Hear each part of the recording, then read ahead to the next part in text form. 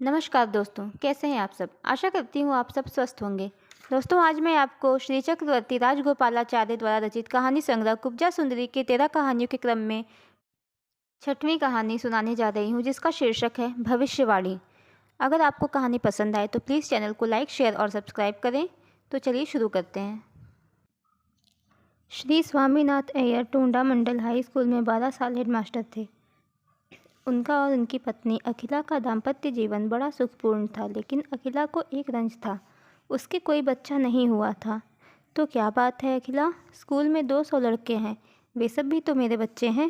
Headmaster कहते, तुम्हारे लिए कोई बात ना हो, तुम उन्हें अपने बच्चे समझ सकते हो, लेकिन मैं तो घर में सारे दिन अकेली पड़ी रहती हूँ।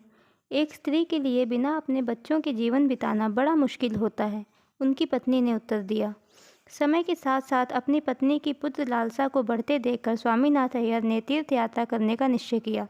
उन्होंने 2 महीने की छुट्टी ले ली और दक्षिण में पलनी और रामेश्वर जैसे पवित्र स्थानों की यात्रा करते वह मैसूर पहुँचे। वहाँ उन्होंने पवित्र मन से 1-2 अश्वत्थ वृक्षों की परिक्रमा की, जो बांझ स्त्रियों के पुत्र का सौभाग्य प्रदान करने के लिए प्रसिद्ध थे। इसके बाद वह घर लौट आए और जैसा कि अखिला की जन्मपत्री बनाने वाली एक तेलुगु ज्योतिषी ने भविष्यवाणी की थी, वह समयानुसार गर्भवती हो गई। ज्योतिष गलत नहीं हो सकती, स्वामीनाथ अय्यर ने हर्ष से फूलकर कहा। अखिला ने कहा कि यह अश्वत्थ वृक्षों के भक्तिपूर्वक पूजा करने का फल है। जो हो, उन्होंने निश्चय किया कि बच्चा होने के बाद हम एक बार फिर पलनी चलेंगे। उन्होंने अपना समय यह अनुमान करने में भी लगाया कि वह शुभ अवसर कब आएगा।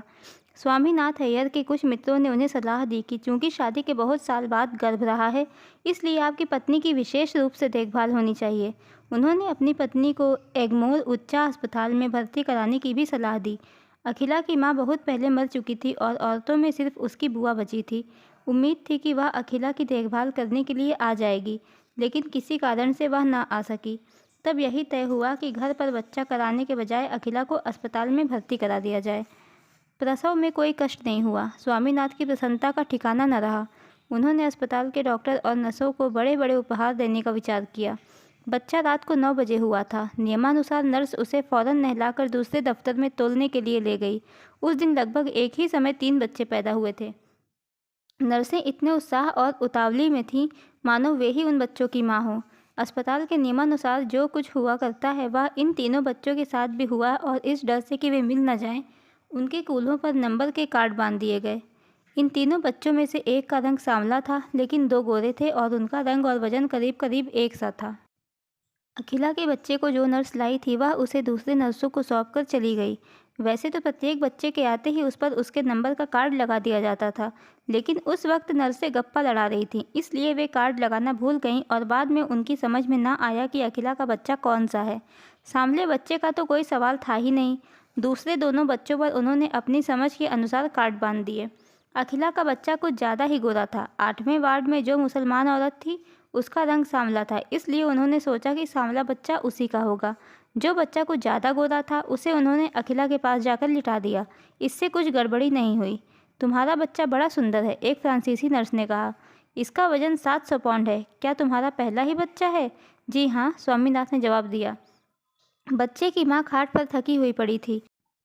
उसके भीतर की खुशी उसकी मुस्कुराहट में फूट कर निकल पड़ी। उसके आनंद का कोई ठिकाना नहीं था। अब उसे पुत्रवती कहलाने का सौभाग्य प्राप्त हो गया था और उसके जीवन का उद्देश्य भी बन गया था। क्या बच्चा तंदुरुस्त और हट्टा कट्टा है? पिता ने पूछा।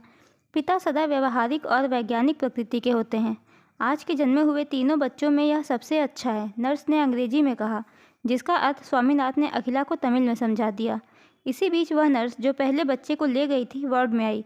उसने बच्चे को उठा लिया और कुछ देर तक वह उसे खिलाती रही। फिर दोनों नर्सें बाहर चली गईं। इस बच्चे की टुंडी के पास एक तिल था, वह इतनी जल्दी कैसे गायब हो गया? पहली नर्स ने पूछा। क्या तिल वाला बच्चा इस औरत का था?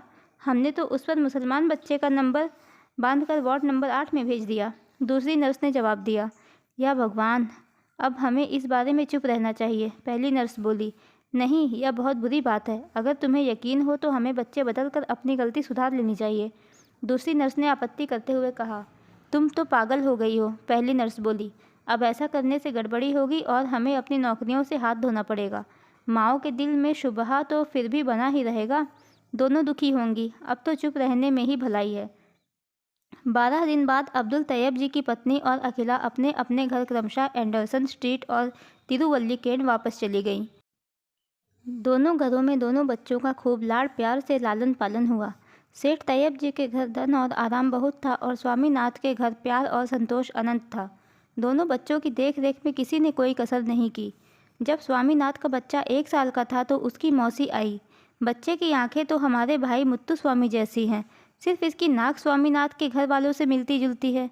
उसने बच्चे को देखकर कहा। इससे स्वामीनाथ को बड़ा संतोष हुआ और माँ को दोहरी खुशी हुई। सेठ तैयब जी के घर में भी ऐसा ही हुआ। सेठ तैयब जी को मरे 22 वर्ष हो गए हैं। अब उनका बेटा सुलेमान, जो जन्म से ही बड़ा चतुर था, अपने पिता की बड़ी तिजारत को खूब होशियारी के साथ चला रहा है। स्वामीनाथ अय्यर का लड़का अश्वत्थ नारायण बेहद कोशिश करने पर भी स्कूल लीविंग परीक्षा से आगे नहीं बढ़ सका। वह बम्बई अपने मित्रों के यहाँ गया और वहाँ ठहर कर उसने इधर उधर सिफारिशें कराने और नौकरी ढूंढने की चेष्टा की, लेकिन अंत में वह असफल होकर लौट आया। इन सब बातों का स्वामीनाथ पर गहरा असर पड़ा।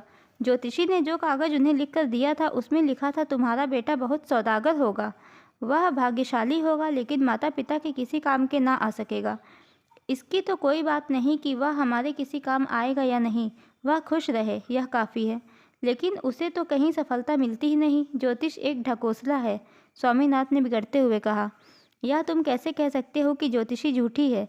क्या बच्चे का जन्म ठीक भविष्यवाणी के अनुसार नहीं हुआ? विधाता का लिखा कोई नहीं मेट सकता। कौन जाने कभी क्या होगा और क्या नहीं। उसे किसी चेट्टिया के यहाँ काम सीखने को भेजो, मुमकिन है कि वह तिजारत में होशियार निकले, अखिला ने कहा। यह कहानी बस इतनी ही। धन्यवाद।